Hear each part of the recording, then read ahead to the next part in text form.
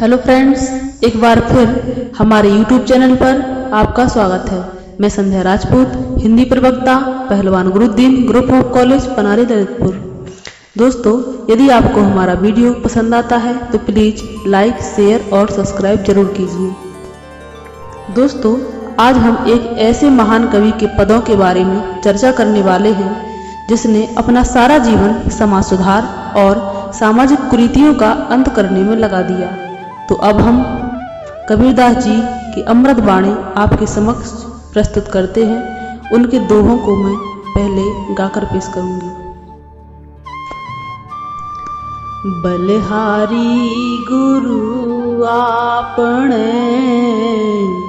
धोहाड़ी कई बार, जिन मानस ते देवता करत न लागी वार, कबीरा करत न लागी वार। अर्थात कबीरदास जी के शब्दों में एक शिष्य अपने गुरु के समक्ष कहता है कि हे गुरु, मैं आप पर बलहार हूँ। मैं आपकी सेवा में तत्पर रहते हुए यदि मैं अपना संपूर्ण जीवन आपके चरणों में न्यौछावर कर दूं और आपके लिए अपना शरीर कई बार न्यौछावर कर दूं और बलि के रूप में भी आपको कुर्बान कर दूं, तो भी मैं आपका ऋण नहीं चुका पाऊंगा, क्योंकि जिसने मुझे मानव से देवता बनाने में बिल्कुल भी देर नहीं लगाई है। इसलिए हे प्रभु, हे गुरु, मैं आपके चरणों में यह अपनी हांडी रूपी शरीर कई बार देने को तैयार हूँ। दोस्तों, यहाँ कबीरदास जी ने अपने गुरु के प्रति अनन्य भक्ति, अनन्य श्रद्धा और अपूर्व प्रेम प्रस्तुत किया है। अब हम आगे बढ़ते हैं अगले दोहे के और। यह तन जारो मसी करूं, लिखूं राम का नाम, लेखन करूं कंकर की, लिख लिख राम पठां, कबीरा लिख लिख राम पठां। अर्थात यहाँ कबीरदास जी एक भक्त के रूप में प्रस्तुत होते हैं।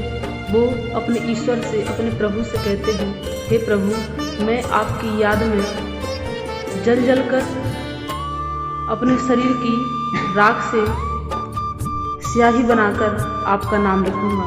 अर्थात हे प्रभु, मेरा यह शरीर आपकी यादों में आपके दर्शन ना पाकर जला जा रहा है और जल जल कर राख हो गया है।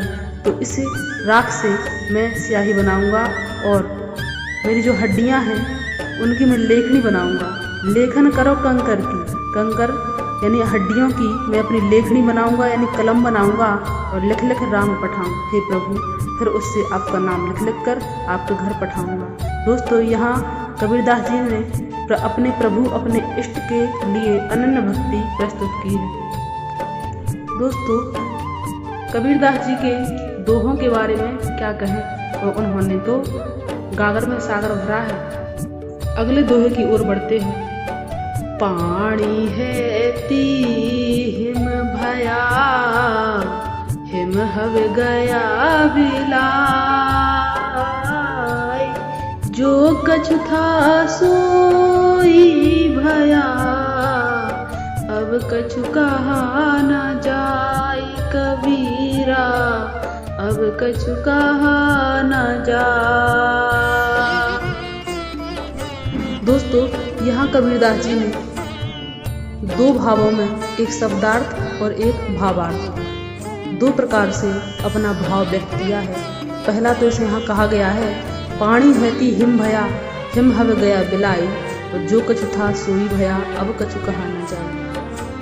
पहले पानी होता है, फिर वह बर्फ बन जाता है, फिर जब वह बर्फ पिघलता है तो ज्यों का त्यों पानी बन जाता है।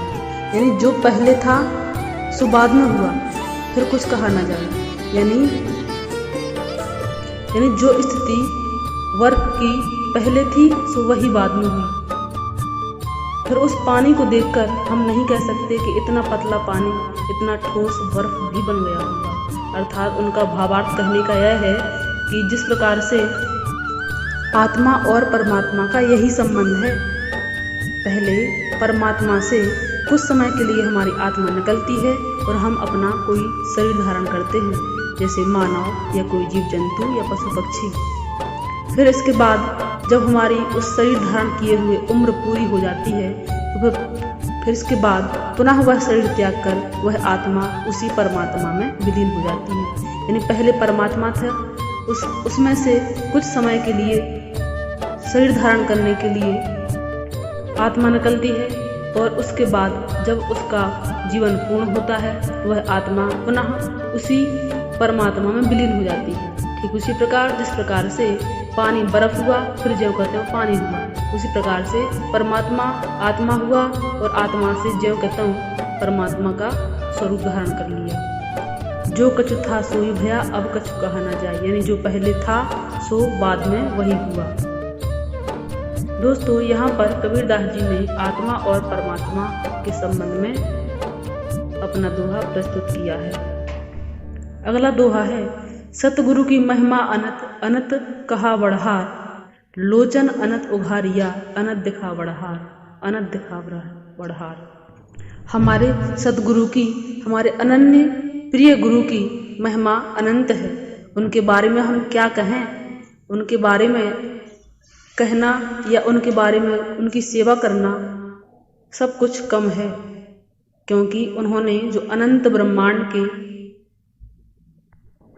हमारे समक्ष वर्णन किया है और उन्होंने जो हमारे अनंत नेत्रों को खोल दिया है, हमें मानव से देवता बना दिया है, जिसने हमें संपूर्ण संसार और संपूर्ण ब्रह्मांड के दर्शन कराए हैं। ऐसे सद्गुरु की महिमा अनंत है। ऐसे ईश्वर, ऐसे प्रभु, ऐसे गुरु की तुलना में किससे करूं।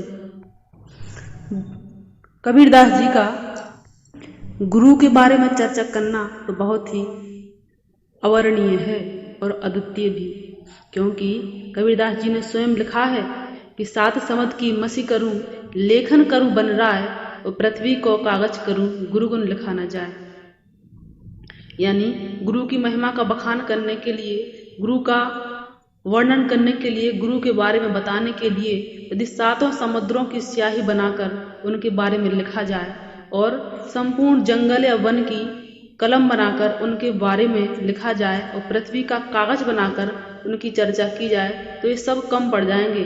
सातों समुद्रों का पानी सूख जाएगा और संपूर्ण वन का कलम खत्म हो जाएगी, मिट जाएगी, पृथ्वी भी संपूर्ण भर जाएगी, कम पड़ जाएगा यह पृथ्वी रूपी पेज। तो ऐसे गुरु की चर्चा हम किससे करें, क्योंकि हमारी मंजिल तक पहुंचाने में सबसे बड़ा यदि हाथ किसी का रहता है तो वो हमारे गुरु ही होते हैं। कबीरदास जी गुरु के प्रति बहुत ही लगनशील और बहुत ही अनन्य भक्ति पेश की है।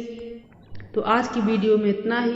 यदि हमारा वीडियो पसंद आया हो तो प्लीज़ लाइक, शेयर और सब्सक्राइब जरूर कीजिए। धन्यवाद।